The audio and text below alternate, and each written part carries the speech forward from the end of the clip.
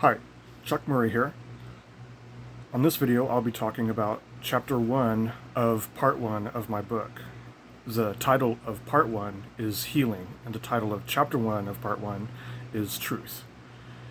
And so, first of all, I have some corrections from last week. Previous video.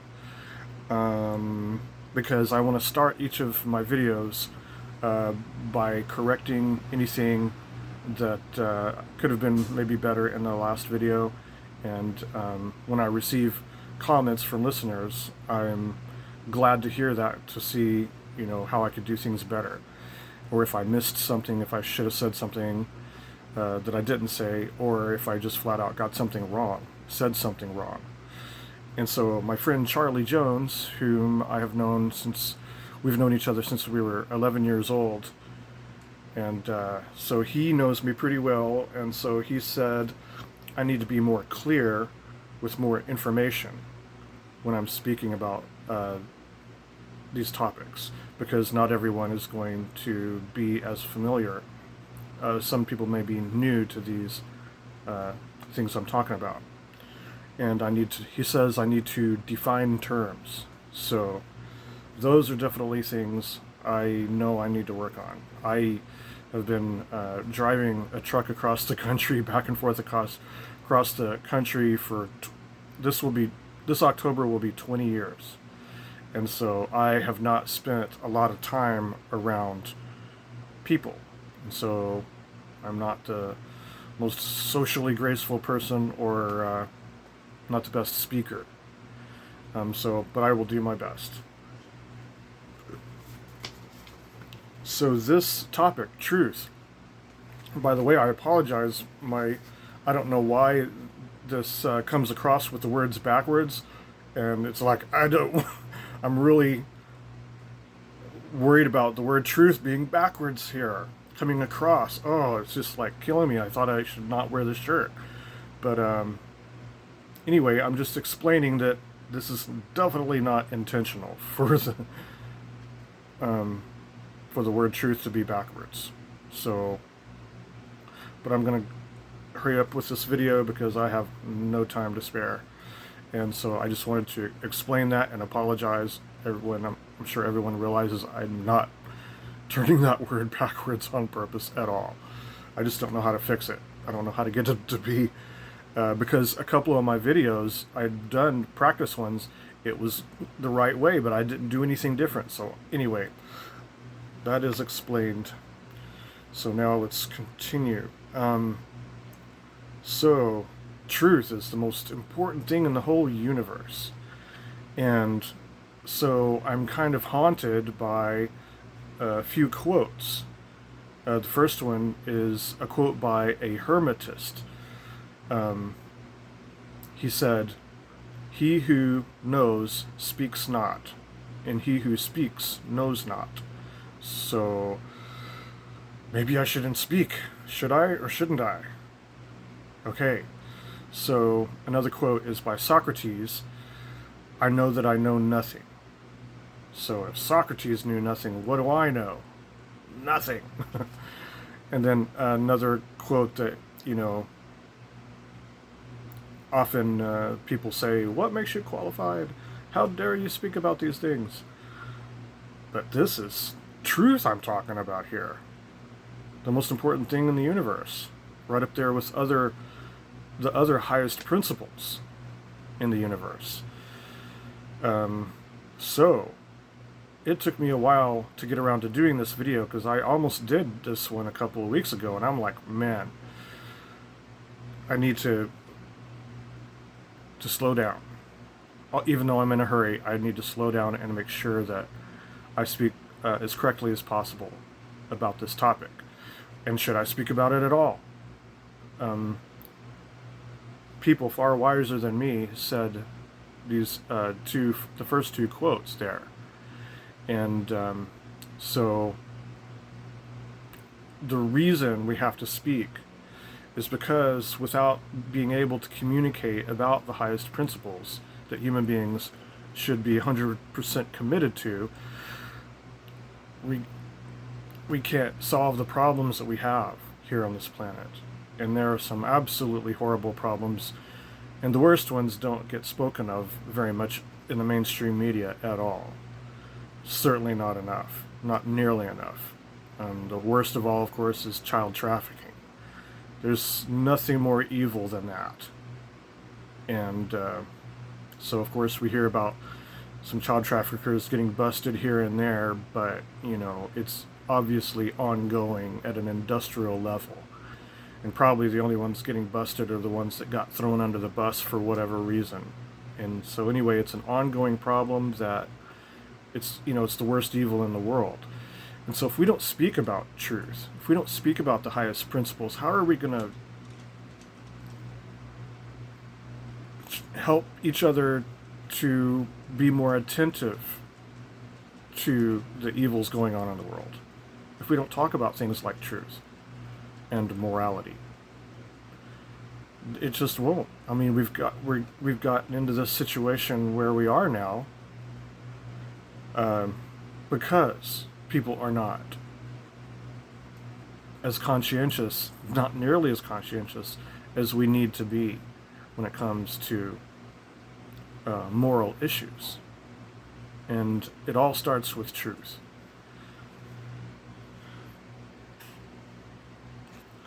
So solving the problems we have on Earth, child trafficking, what's going on in Yemen, which there's absolutely no excuse for that to be happening today's day and age. You know, I thought America, we sent our troops overseas to save people. Well, why aren't we saving the people of Yemen? You know, the Federal Reserve is printing trillions upon trillions of dollars out of thin air, and we can't get some of that money over to the people of Yemen.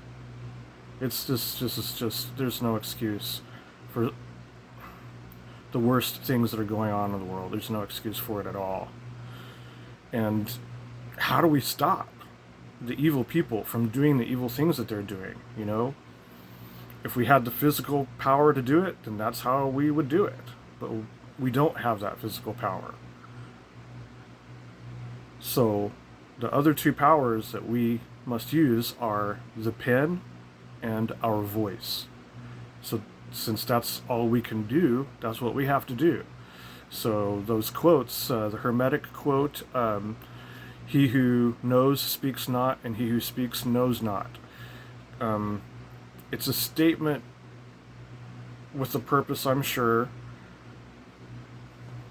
to get a person to think before they speak, and to speak as correctly as they can, and to take care to do that, to speak correctly. And with Socrates saying, "I know that I know nothing," obviously he didn't mean, "Oh, I don't know anything." He didn't mean that. It's just that when you learn, you know, the more you learn, the more you realize how little you know, because you have so much more to learn that you didn't even realize before you started learning, how much there was out there to learn. So these are both statements of humility and a reminder to speak carefully and correctly and as clearly as possible.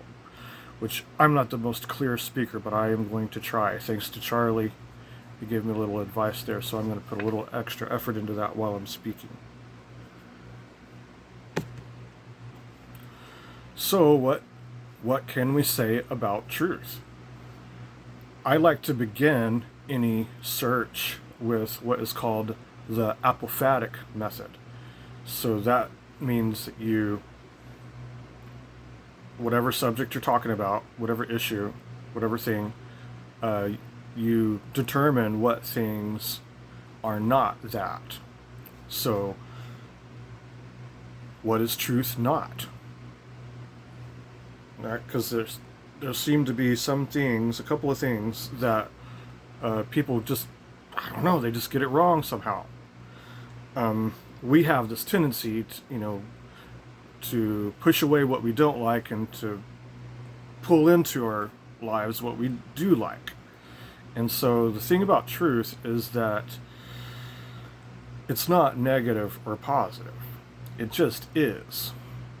you know, which is pretty simple, I think. And truth is not complicated. So there's a couple of, there's a couple of things that truth is just not. It's not complicated. It can become complex, but not complicated. And truth is not relative. So it's not what someone wants it to be. It just is what it is. And nobody has their own truth, you know. People say, oh, well, for me, truth for me is blah, blah, blah, whatever. Nope, that's just, there's no reality to that idea at all. It's just people want to try to change truth to fit what they want it to be instead of changing themselves, which is what our responsibility is to do, to change ourselves, not to try to change the truth. So there's a few things there that the truth is not, and people get these wrong ideas about it, and it's devastating. It has been devastating to the human race, if you really think about it, that so many people get that wrong amongst the masses. Because we need to be aware of what is going on in the minds of the masses, you know, the average people, because that's who's going to have to change for us to get our freedoms back and stop the evildoers from doing the things that they're doing. It's a numbers game.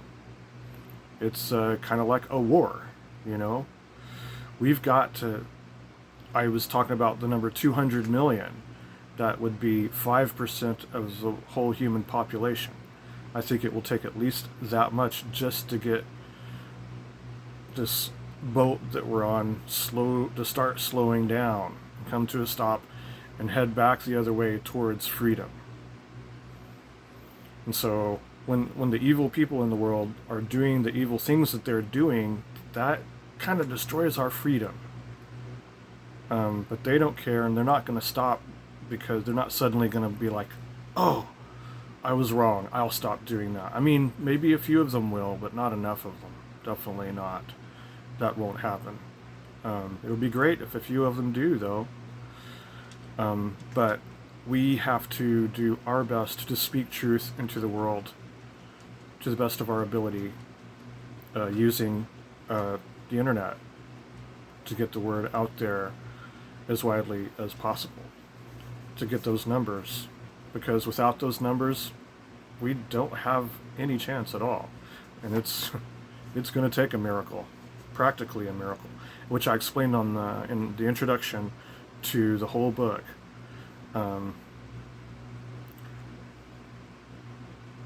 My plan for, so hopefully you saw that video, the introduction, but my idea, the only idea I think that could work, I explained that in the introduction, but I don't have time to go back over that right now. So for a few definitions of truth and some quotes about truth, first of all, I want to just do some dictionary definitions, which they're just kind of a little bit bland, I guess, but I'll do those first. Kind of get these out of the way. But if they're correct, then they're important, you know? And so from Merriam-Webster, it has three, well, it's kind of long. I'll just read the top three things it says here. 1, the body of real things, events, and facts, actuality. 2, the state of being the case, fact. 3, a transcendent, fundamental, or spiritual reality. That one reminds me of Dharma, because I always understood that Dharma meant truth. And so when I think of the word Dharma, though, I'm thinking of truth, but also moral truth, moral responsibilities as well. And the whole body of spiritual teachings, those things come to my mind when I think of the word Dharma. which is originally, I believe, a Sanskrit Hindu term, but is also used throughout Buddhism. Sometimes they call it Dhamma rather than Dharma. But I've always, I first heard it called Dharma with an R, so I'll stick with that. Means the same thing, I'm pretty sure. Well, I got my notes a little out of order here, but I think the definition of truth is pretty simple. And so I want to move along now. Well, I got a couple of notes here I found. Okay, one is a definition by Mark Passio. I had never heard anyone say this one before. It's right on. Truth is what has occurred and is occurring. Reality. So I hadn't really ever thought of that before, but yeah.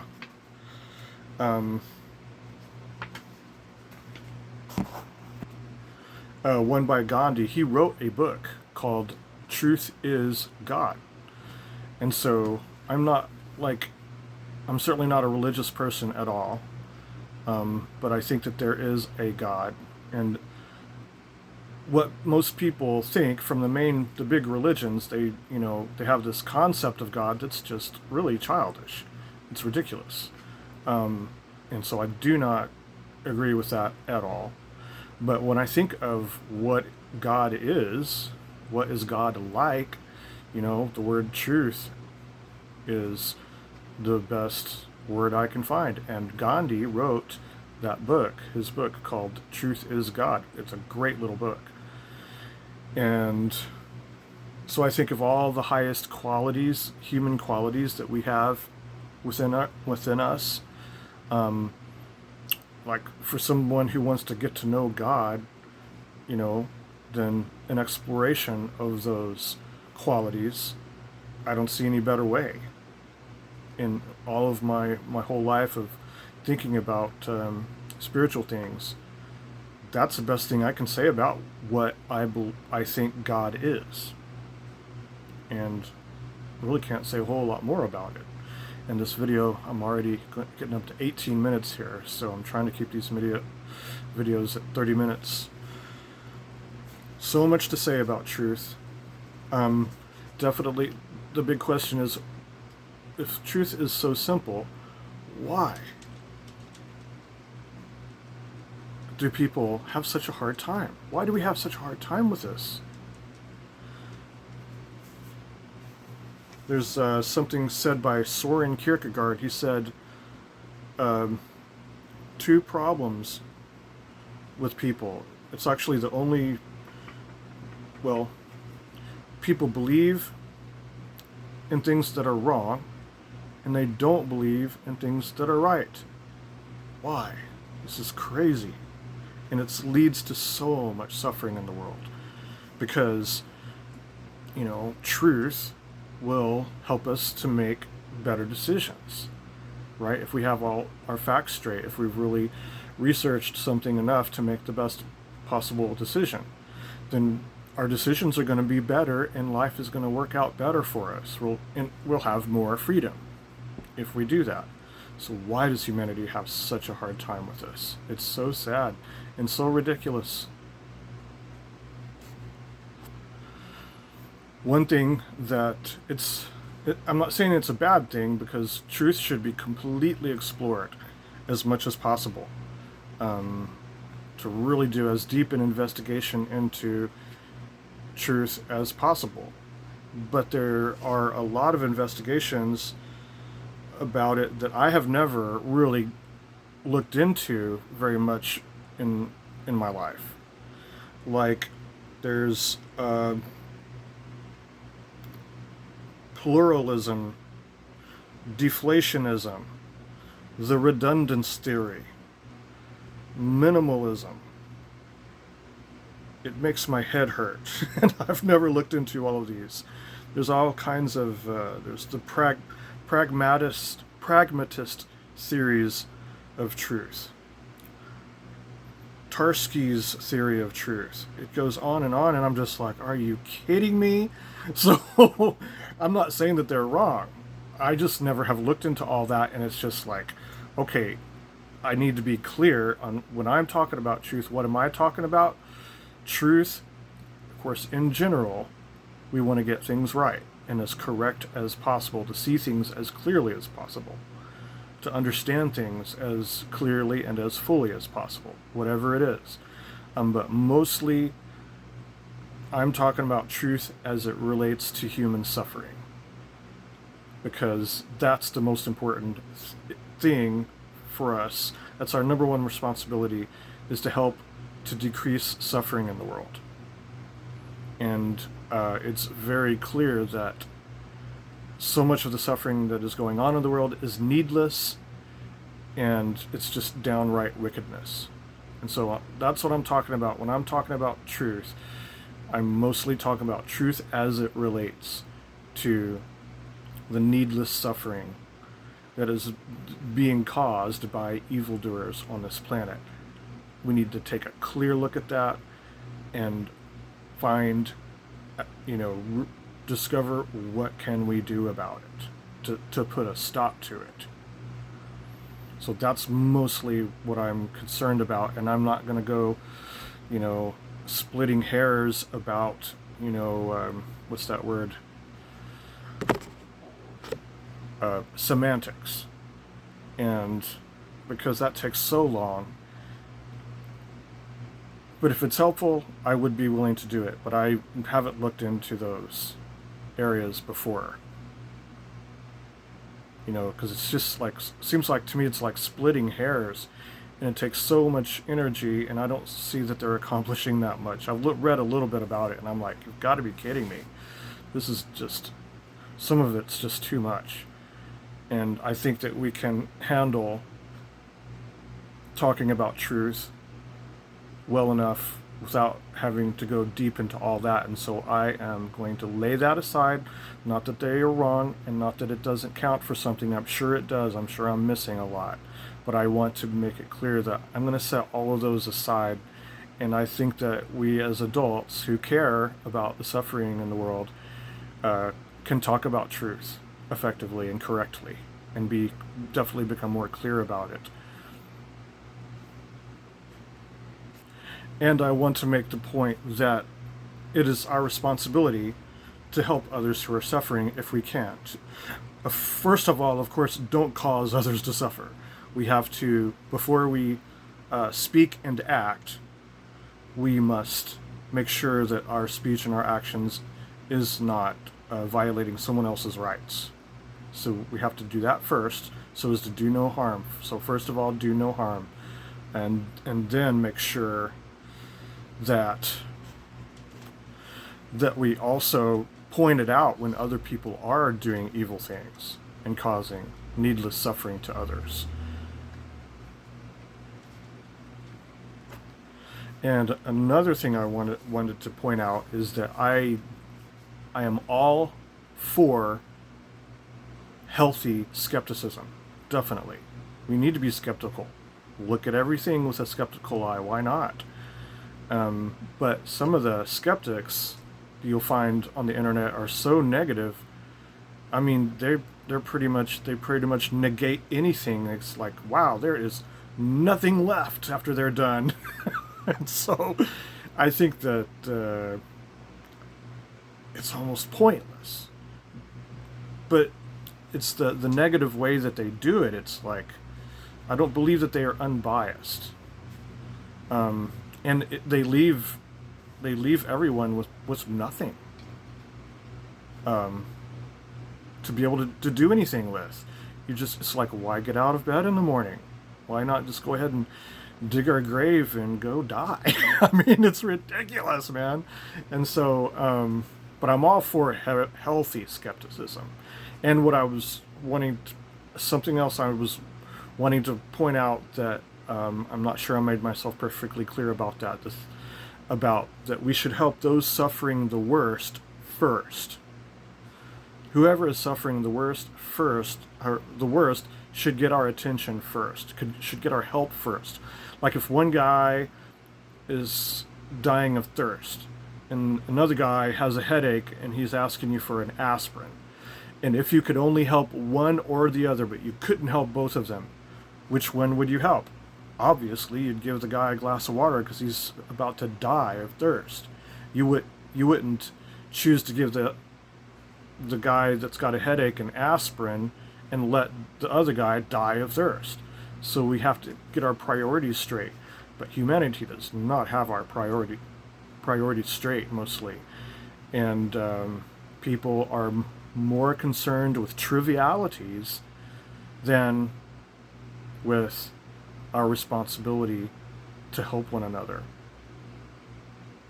especially whoever is suffering the worst first. And I definitely don't see anyone suffering worse than children that are being trafficked. The evils that are being done to them is just beyond words. So they need our help first. That's where our attention should be first, to help them, and that's the truth. So, our search for truth, it's interesting how our search for truth begins. It is kind of like an initial leap of faith. In epistemology, they call it an intuition. And in epistemology, it's really, really practical that you kind of reverse engineer your belief system, or like one thing that you believe, like whatever it might be. It could be anything. I believe whatever. So why do you believe that? And so it brings it down to what's the primary reason why you believe that, and then why do you believe this one? Okay, and then why do you believe that one? And it goes all the way back to, you could retrace how you wound up believing whatever you believe, and it may take quite a few steps back. And it always begins, though, with what they call an intuition. And it's kind of like an urge. Sort of like a gut feeling that, oh, I should explore this, I should find out more about this. And so it's just an interesting thing. In the tarot deck, the first card isn't card number 1. The first card is card number 0, the Fool. And if you've ever seen that card, it's the young man going forth on a journey of exploration. And so that card is very appropriate for that. And we all do that in our lives. If you don't, then, I mean, some people would rather just stay in bed for their whole life, never get out of bed ever. But if we're going to live life, we have to go on a journey of exploration. And so that Fool card is very interesting. And also, for anyone familiar with The Hobbit and The Lord of the Rings, both Bilbo and Frodo, so Bilbo in The Hobbit, he goes out on a journey. And he doesn't even really think much about it. And he probably shouldn't have done it. But it's good that he did. And so Tolkien was encouraging people to not just, like most of the hobbits were very conservative, and they didn't want any adventures or anything unsettling to happen, and they didn't want anyone saying anything unsettling. But that's just not, humans will not evolve and grow if we just do that. If we're just too conservative, too afraid to go out into the world and to learn things. And the same thing in The Lord of the Rings, Frodo went out on a journey. And wow, and when those hobbits, they came back from their journey, they had been in some really dangerous situations and almost got killed, for real. And but when they got back, they were much more mature than they had ever been before, and they would not have attained the level of maturity that they did if they had not gone forth on that journey. So it's just beautiful. Those stories are just really, really awesome, really great. I love them. And so, an exploration of truth, even the those ones I mentioned earlier, the different theories of truth, different ways of breaking down your ideas of truth and all of that, it gets really like redundant and taxing, you know. So I'm not saying those are wrong. I haven't really looked into them. I just haven't had a lot of patience for them. But through our own effort, like going out, you know, like in the Fool card, the young man decides to go out on that journey, to, you know, take the risks involved so that he could learn more, even though it's risky. The thing is, we definitely can learn to see things more clearly than we do now by doing research. The religion I was born into, the Jehovah's Witnesses, you know, a whole lot of them they closed their minds to the common questions about their belief system, and it's extremely sad the state that they are in now. A lot of them never saved any money for retirement or planned much for the future because they kept being told over and over, oh, Armageddon's coming, you don't need to save any money or prepare for the future, Armageddon's coming. And now they're getting old, they have no money. It's really, really sad because they did not explore the obvious questions. And they could have gotten out of their belief system. And look at how many other religions and belief systems have the same thing going on there. It's really sad. But we can definitely improve our lives by exploring knowledge, seeking knowledge. No question about it. And it's worth whatever the risks are, definitely. Because really the worst thing you could do is just stay in bed for your whole life. And a lot of people do. Not literally stay in bed, but they just barely learn enough to get by, and all they're really trying to do is survive. And yet they're not even really alive. They're not really living. It's we don't want to do that. And that's why all these bad things have happened in the world, is because the human race as a whole have decided to stay in bed.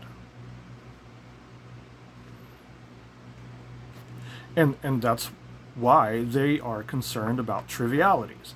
Sports, I mean, come on. Now, I used to be way more into sports than I am now, and got really passionate about it. Like, really mad if my team lost. I mean, but I realized how stupid this is. This is not important at all. It's ridiculous. If only I was more concerned about things that are of real importance, you know, and if I could be that enthusiastic about more important things, like freeing children from trafficking, like stopping the whole thing, like I had described in the introduction to the whole book. The whole thing's got to stop, not just a few people getting busted here and there, you know. I want to stop the whole thing, which I think it will require the dismantling worldwide of all government. That's what it's really going to take. And so that's what I really want to do, is dismantle all government worldwide to the point where there's no trace of government left on this planet. And that sounds impossible, but through human evolution, spiritual growth, spiritual development, it would happen. It simply would happen, because what reason? Okay, James Madison, I explained this in the first episode, so I don't want to go on and on, but James Madison made a quote, something about human beings can't behave themselves, and that's why we need a government. So once we do start behaving ourselves and being responsible and doing no harm to others and helping others as much as we can, helping those suffering the worst first as much as we can, as well as whoever is around us in our neighborhood, our family and friends, helping people as we are able to do also, with those, since we have those more immediate opportunities, we can do smaller acts of help as well. But as the humanity starts really living by the highest principles, truth, morality, freedom, natural law, as humanity really lives by these principles, the highest principles, it'll just become obvious that there's no need for government.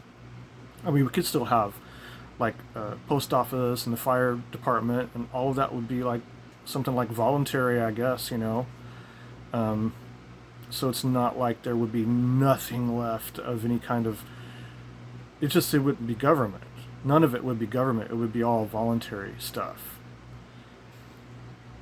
So, I mean, human destiny is for us to evolve spiritually, psychologically, emotionally, to develop into better people, better human beings. It's our destiny for that to happen. It must happen. And when it does, on a mass scale, government will simply cease to exist, because why are we paying taxes to support something that is totally unnecessary?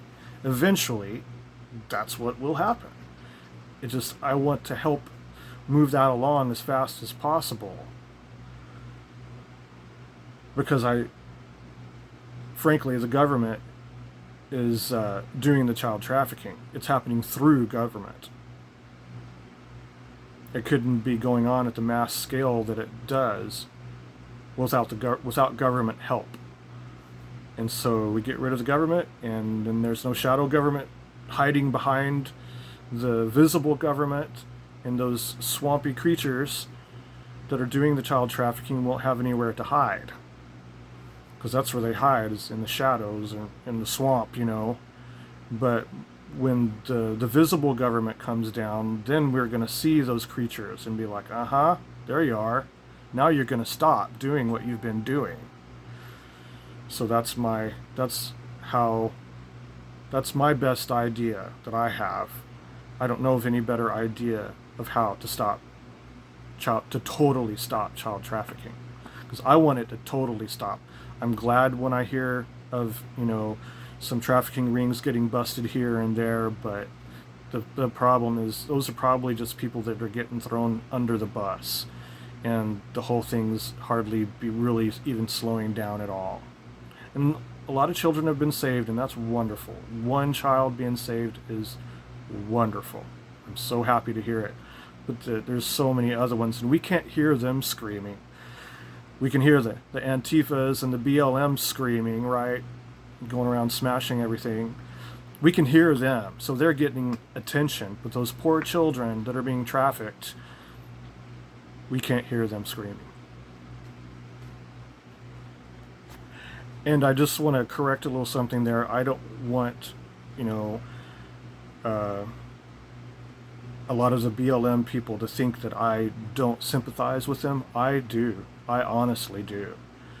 But the organization, the BLM organization, sorry man, but that's way out of line.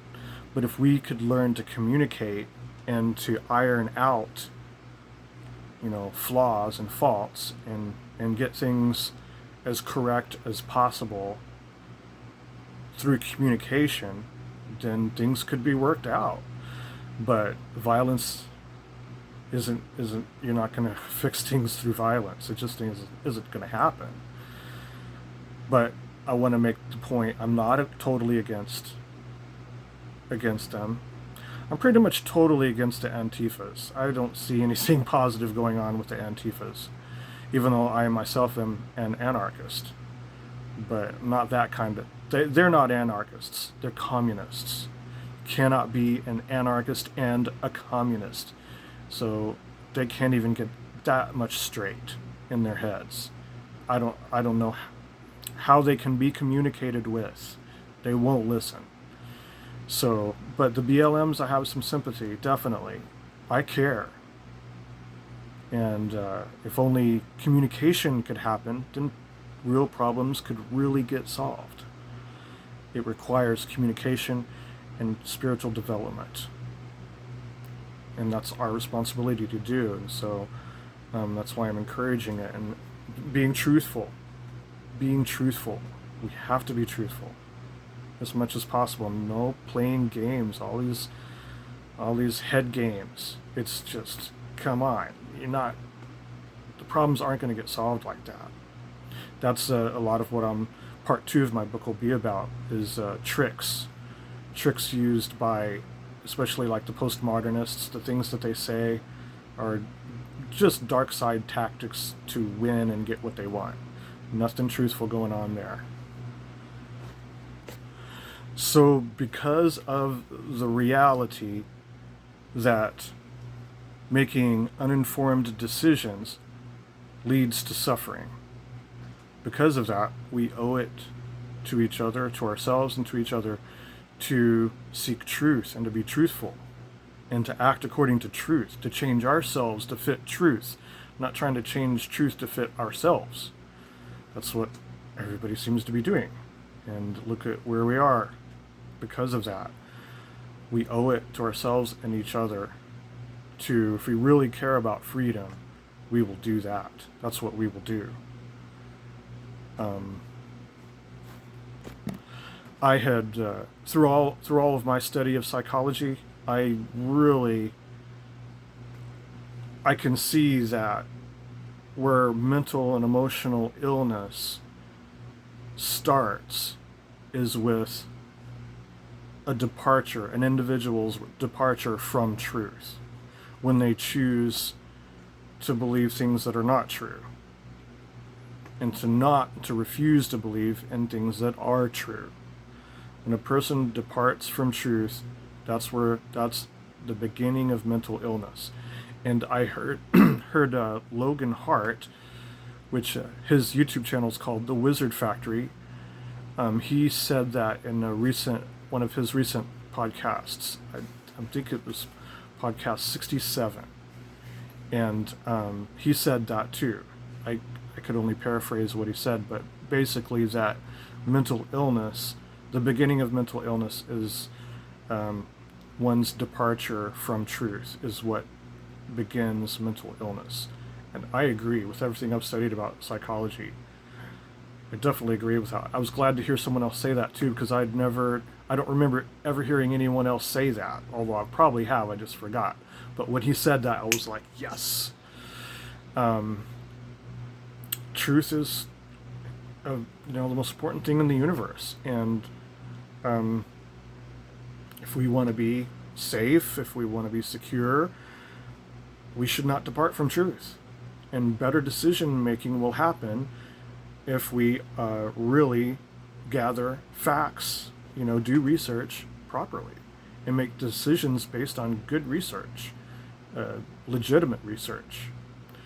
But part 1, see, this is chapter 1 of part 1, and part 1 is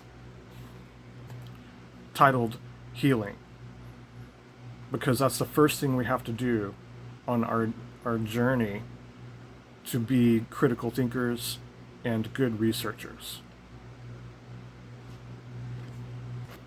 But this departure from truth, I also think it is, or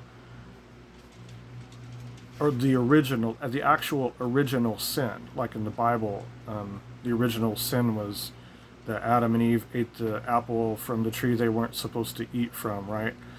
So we think of that as original sin. And I think the original sin actually is departing from truth, because that's where everything starts going wrong. And so that is pretty much everything I wanted to say, even though it has taken 45 minutes. My apologies. And I didn't even say half of what I wanted to say. So I'll let that go, and I encourage everyone to I just want to, I hope that my work just encourages people to go out, to go forth like the Fool card, like Bilbo and Frodo, not to just stay somewhere, but to go out and explore and discover what's true. And to think about how it is that our future will be better if we do that. And that we've gotten ourselves into so much trouble because we haven't done that. I mean, the whole human race as a whole. We have not held our leaders, not that they're my leaders, but the leaders of the world, accountable for the things that are going on. And most of them are not truthful people, and then the masses are not primarily interested in the highest principles, first principles. Not to get that confused with the epistemological term, first principles, but I mean highest principles. So when I say first principles, I mean highest principles.